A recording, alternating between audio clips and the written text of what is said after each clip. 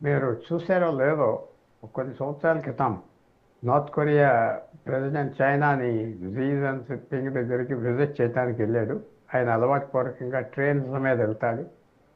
అక్కడ ఉన్న 3 రోజులు బీజింగ్లో ఒక స్టూడెంట్ లాగా బిహేవ్ చేసేవాడు జీ జిన్పింగ్ ముందు. ఒక స్టూడెంట్ లాగా ప్రపంచంలో ఎవరి ముందు అలా బిహేవ్ చేయడు.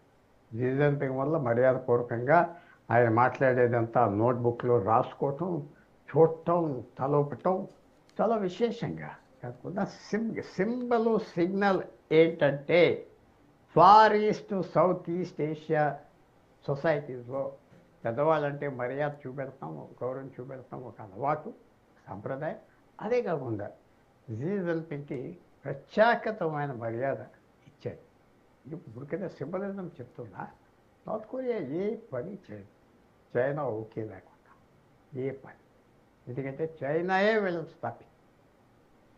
1952-53లో అమెరికా యుద్ధం స్టార్ట్ చేసింది. చాలా వరకు నార్త్ కొరియాని ఎగరగొట్టేసింది. అప్పుడు చైనీస్ సోల్జర్స్ దిగి ఆఫ్ చేసి దేశానికి సకానికి సగం 38 ప్యారలల్ అంటారు, అంటే లాటిట్యూడ్ 38 డిగ్రీ నార్త్, అక్కడ లైన్ గీసి ఒక పక్కన అమెరికన్ సౌత్ కొరియన్ సైనికులు ఉన్నారు, ఇంకో పక్కన నార్త్ కొరియన్ సైనికులు ఉన్నారు. అప్పుడు చైనీస్ కూడా ఉండేవారు.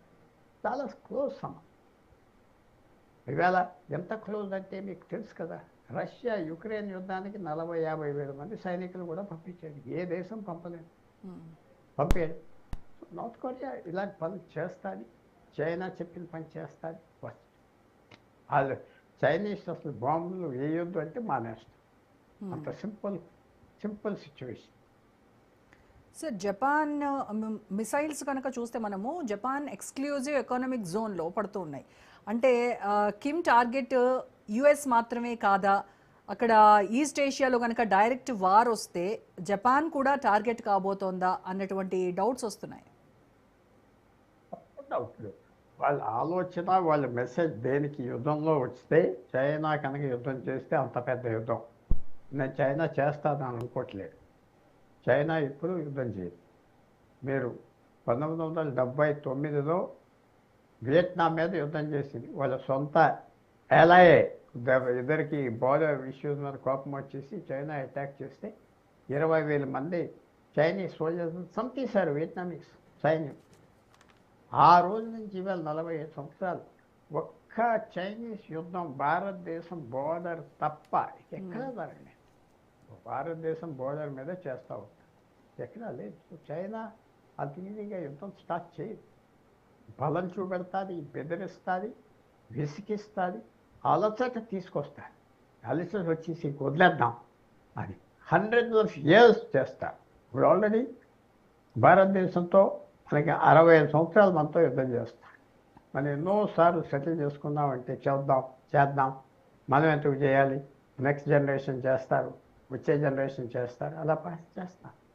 చైనీస్ పాలసీ యుద్ధం చేయొద్దు, యుద్ధానికి తయారవు, యుద్ధం చేసేటట్టుగా బిహేవ్ చేయి, అలా సాగని 40 సంవత్సరాలు 100 సంవత్సరాలు ఉన్న మన సిస్టమ్ అలాగే వెళ్తుంది. మనుషులు ఉండినా లేకపోయినా సిస్టమ్, చైనీస్ సిస్టమ్ అలాగే వెళ్తారు. వాళ్ళందరూ కరిగిపోయి మాయమైపోతారు కదా ఇతర దేశాలు. కదా కరెక్ట్ పాలసీ. సో చైనా ఇతరులతో యుద్ధాలు చేయించినట్టుగా బెదిరిస్తుంది, చేయిస్తుంది. ఇరాన్కి పూర్తిగా సపోర్ట్ చేస్తుంది యుద్ధం చేయమని. అలాగే పాకిస్తాన్కి భారతదేశం మీద పూర్తి సపోర్ట్. పాకిస్తాన్తో అమెరికాతో కలిసినా పట్టించుకోదు చైనా. ఎందుకంటే పాకిస్తాన్ ఇండియాకి అంత విరోధం ఉన్నది, ఎవరితో కలిసినా మనకు పర్వాలేదు అని చైనీస్ ఇప్పుడు వరకు సాగింది, ఒకసారి సాగదు. అది ఇప్పుడు ఫ్యూచర్ ఎలాగుంటుంది, ఫ్యూచర్ అంతా ఇలాగే ఉంటుందా, ఉండదు, మారిపోతుంది. ఎలా మారుతుందో మనం ఎవరు ఎక్స్పెక్ట్ చేయలేము. ఇలా సైన్యాలు ఉంటాయా, కొత్త సైన్యాలు వస్తాయా, సైన్స్ అండ్ టెక్నాలజీని పూర్తిగా చేసుకుంటుందా, అంతా ఆప్ చేయగలదా మనం ఇంకా చెప్పలేము. కానీ టెక్నాలజీ చాలా ఫాస్ట్గా వెళ్ళిపోతుంది. చైనీస్ ఆ టెక్నాలజీకి మాస్టర్స్గా కూడా ఉన్నారు. అలా యుఎస్ విషయానికి వస్తే ట్రంప్ అడ్మిన్ గురించి కిమ్ ఎలా అంచనా వేస్తున్నారంటారు వాళ్ళ వైఖరిని? వీళ్ళ ఈ వరుస మిజైల్ పవర్ షోస్ వీటి ద్వారా ట్రంప్కి అసలు కిమ్ ఏం మెసేజ్ ఇద్దాం అనుకుంటున్నారు సార్ డైరెక్ట్గా? ఒక మెన్షన్ చేస్తే బాగుండు. జూన్ 2018లో first time Trump and Kim కలిసారు సింగపూర్. ఎవరు అమెరికన్ ప్రెసిడెంట్ అప్పటి వరకు కలవలేదు. నార్త్ కొరియాతో 1952 నుంచి విరోధం ఉన్నది. 48+20 70 సంవత్సరాలు ఎవరు మాట్లాడలేదు కూడా. కిమ్తో కలిసాడు సింగపూర్. ఏదో న్యూక్లియర్ బాంబులని వదిలేయి తీసుకెళ్దాం, మీ మీద శాంక్షన్స్ వస్తామంటే ఆలోచిస్తామని ఒప్పుకోలేదు. మళ్ళీ జనవరి ఫిబ్రవరి 2019లో మళ్ళీ కలిశారు. వియత్నాంలో ఏదో మీటింగ్ జరిగితే అక్కడ కలిశారు కిమ్ అండ్ డొనాల్డ్ ట్రంప్. ఇది ఆశ్చర్యమైన విషయం.